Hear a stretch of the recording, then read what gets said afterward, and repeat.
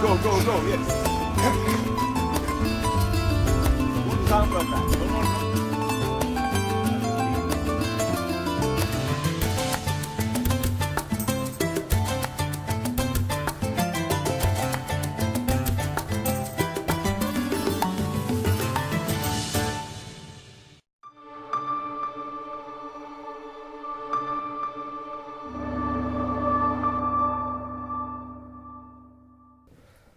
So another issue that many times I've been hearing, of course through the Eastern way of thinking, is about respect.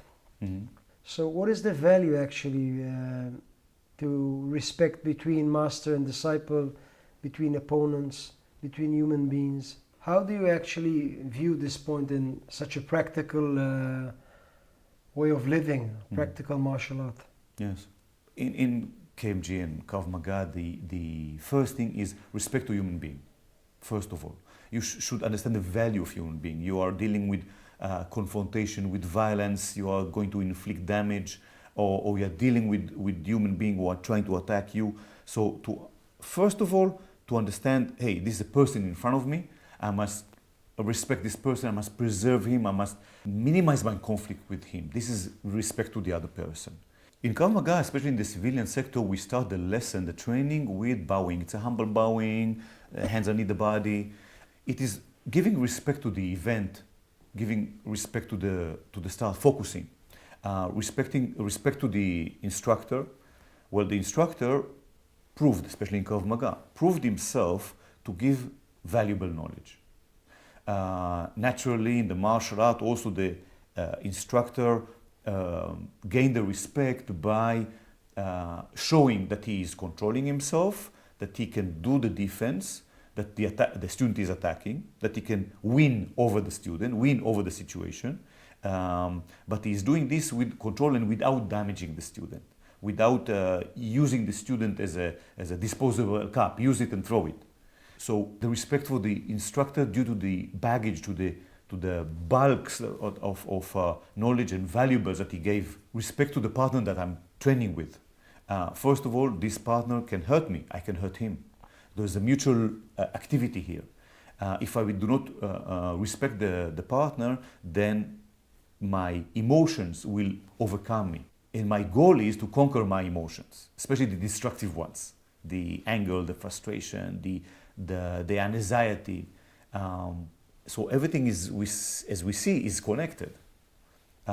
Respect to the situation, especially if it's a really confrontation in reality, in the street. If I look down at it, if I ignore it, if my ego is coming up, then there's a place to fall. Then I can neglect making my best solutions.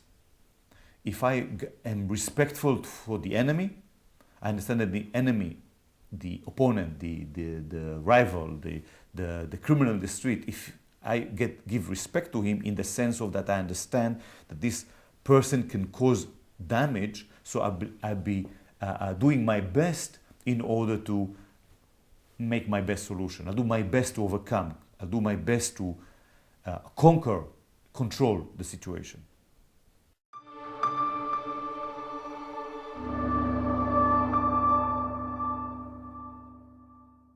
As human beings, no one likes to lose. Everyone wants to win. Mm-hmm. So in a martial art session or confrontation or whatever, how do you handle losing actually? Mm-hmm. Well, first of all, we should understand that we may lose. So we call it accept defeat. It is definitely a stress reduction tool. If I understand that I may lose in reality and I may suffer damage, so automatically I will get less stressed. I understand this, I accept this. We definitely have tools. It's one of the, if you remember the mental training that we do, that we visualize even that we lose.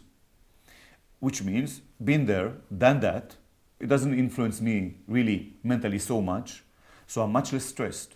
And it's clear that in reality, any one of us may lose. So first of all, accept the fact that you are a human being and that somebody can attack you in whatever situation, and you may lose, you may suffer damage, even lose your life. So soldier going to war understands, yes, I may lose my life. And if he's treating it like this, then he's much less stressed, much less fear, anxieties, anger, frustration, and all these destructive emotions. So he can function much better because the mental resources are not vanishing because of the stress. So this is the issue about understanding that we may lose. So we don't contemplate a lot about losing. We just understand it and we accept it, that it can be, it is a fact. People lost before us, people lose after, we lose after us. So first of all, accept this, accept the defeat. Or the possibility of defeat. And then you release yourself from this fact, so you are much more able, you've got all your mental resources, physical resources to fight and to do your duty, to do the things you need to do. And what do I need to do? According to the mission. Whether I'm a civilian who is doing self-defense, whether I'm a family man who is defending my kid because something may happen, or I'm a soldier or a police officer or a member of a special unit. So I do my duty, and the results are not in my hands, really, if you think about it. I do my best, and that's it. What will happen, will happen. In training, practically, we always invest in losing, especially in self-defense. It's true that we have the pre-fight, meaning how to avoid, how to de-escalate, how to not to let the person come close to me. But eventually, the person is close to me, and is hitting me, or is grabbing me. And then practically I lost at this moment. But now I try to do my best to overcome the problem, to make a best defense I can. And if I did lose, and if I did get hit, if the kick managed to hit me, still it's a partner of mine with his intentions just to assist me to get better. So the moment I got hit, I'll be better with the next time. And if not, the time after. So I defended myself. Eventually, I managed, so I got better. And naturally also, if I got hit, then the rumbleness inside, yes, this person hit me, especially if it's a lower grade, you know, from the Kyokushin, when the yellow belt is touching the brown belt, yes, what happens then? So then conquering your emotions, the destructive ones especially, that's the main gain here.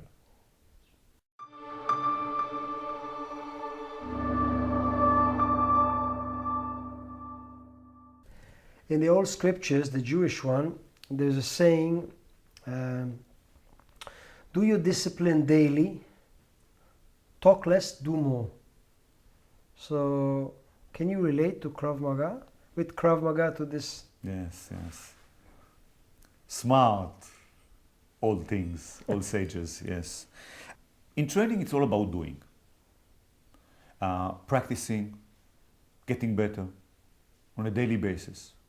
You miss training, you don't get better. You miss the opportunity.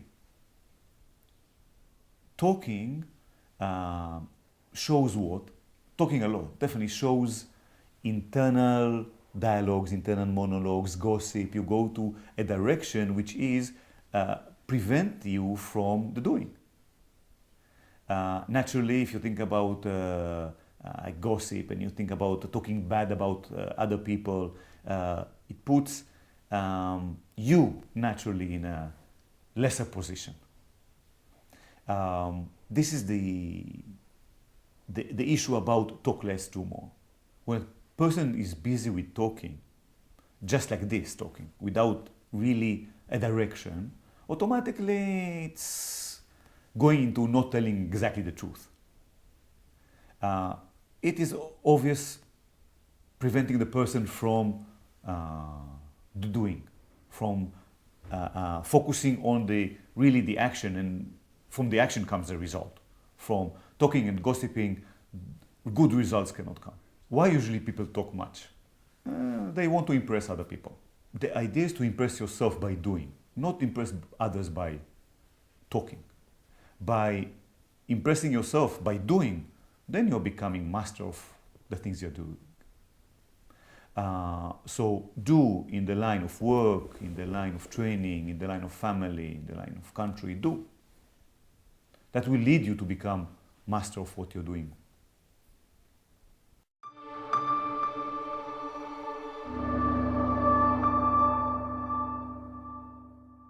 One of the most important aspects in the Eastern way of thinking, in martial art and yoga too, one of the very important subject is the actual relationship between the master, the teacher, and the student, the disciple.